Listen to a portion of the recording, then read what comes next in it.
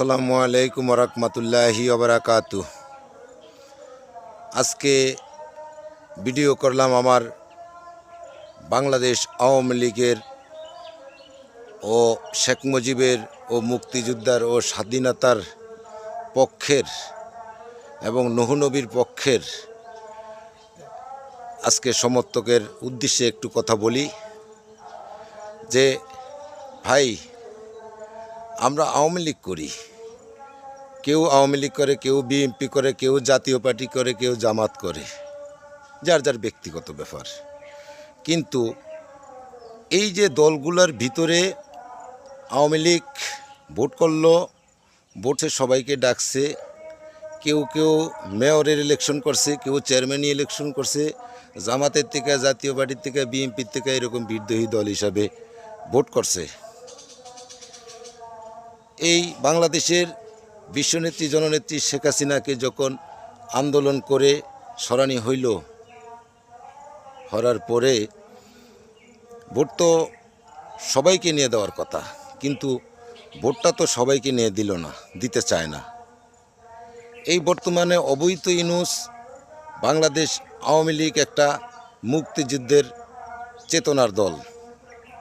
এই দেশের জন্য জীবন, যৌবন, রক্ত এবং বিলীন করা হয়েছে। 30 লক্ষ মানুষ নির্যাতন হয়েছে, 2 লক্ষ মা বোনের ইজ্জত ছিনিয়ে নিয়েছে ওই পাকিস্তানি পাকসেনারা। আজকে জেনে শুনে আমাদের এই বাংলার মানুষ, এই বাংলাদেশের মানুষ বোঝা উচিত যে সর্বদলীয় একটা ভোট, সর্বদলীয় এই ভোটটা সবাইকে নিয়ে দেওয়া উচিত। কিন্তু সবাইকে নিয়ে এই ভোটটা দিচ্ছে না, শুধু উনি হ্যাঁ না ভোট দিচ্ছে। এই হ্যাঁ না ভোটটা সবাই জানে না, বোঝে না, চিনে না 80% মানুষ। সেই জন্য এই হ্যাঁ না ভোটটা আওয়ামী লীগের যত সমর্থিত নেতাকর্মী আছেন, স্বাধীনতার পক্ষে যত নেতাকর্মী আছেন, যারা আমাদের নৌকার পক্ষে আছেন, দেশ রক্ষার পক্ষে আছেন, সবাই এই ভোটটাকে বয়কট করবেন। কেউ ভোট কেন্দ্রে যাবেন না, কেউ ভোট দেবেন না। এই হলো মূল কথা।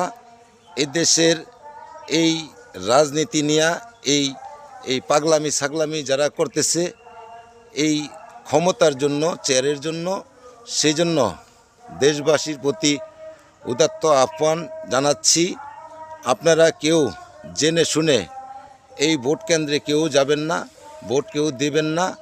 আওয়ামী লীগ ছাড়া ভোট হবে না, জাতীয় পার্টি ছাড়া ভোট হবে না, সর্বদল ছাড়া ভোট হবে।